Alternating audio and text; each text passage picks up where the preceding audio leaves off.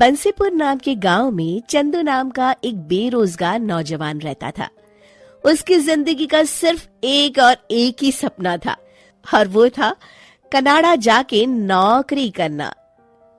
ये क्या सर, इस बार भी आपने मेरे वीजा रिजेक्ट कर दिए?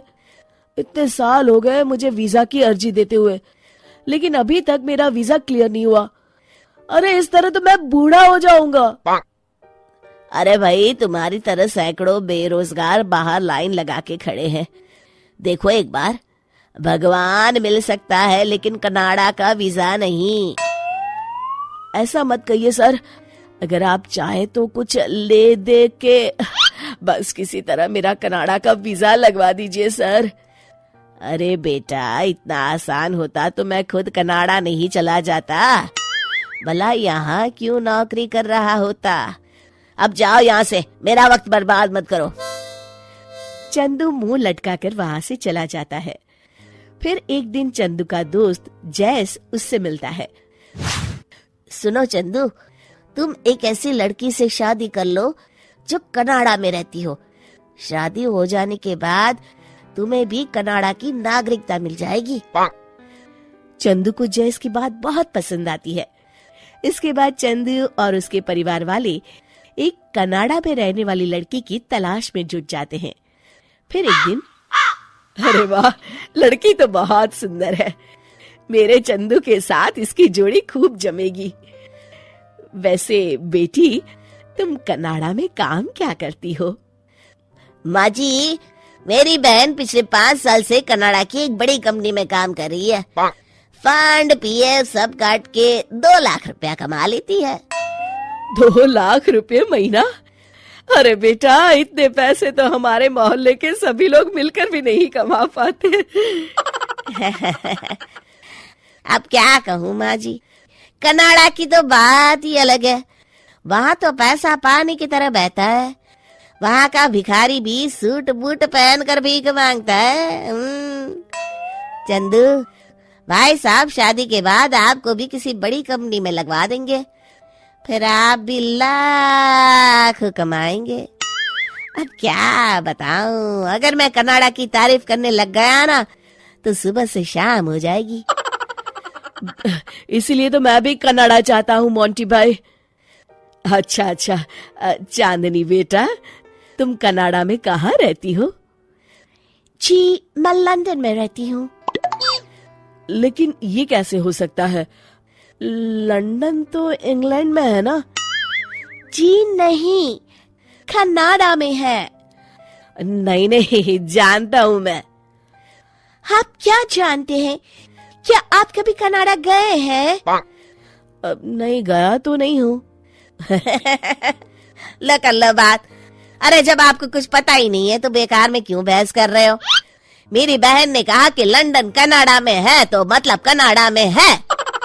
हाँ बेटा, तुम कह रहे हो तो सच ही होगा।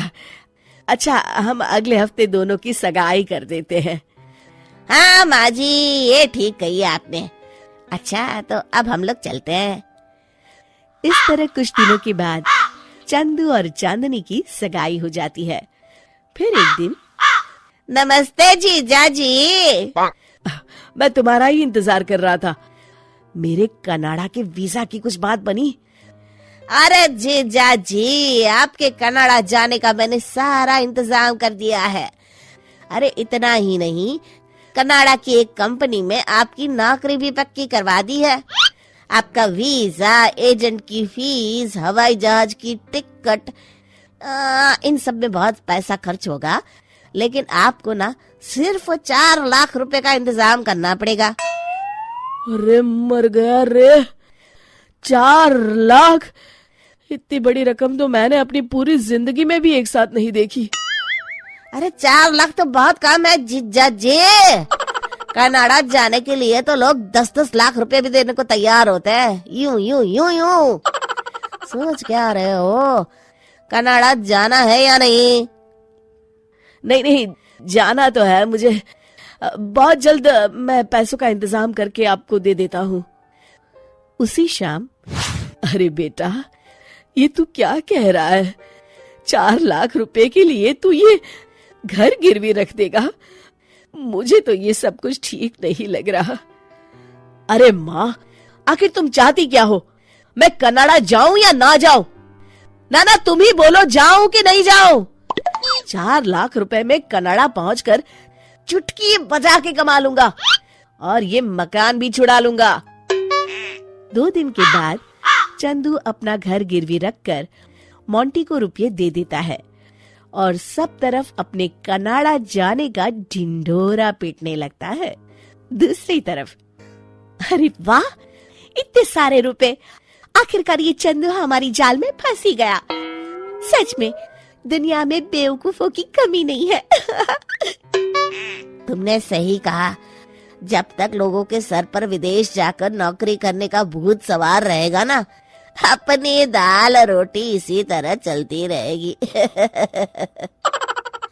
हाँ, चलो अब कनाडा जाने वाले किसी दूसरे बेवकूफ की तलाश करते हैं।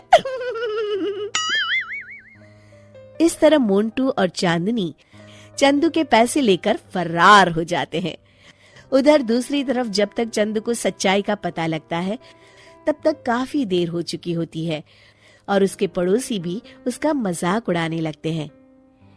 क्यों भाई चंदू, कनाडा कब जा रहे हो? जब जाना तो मेरे लिए भी एक टिकट बुक करा देना।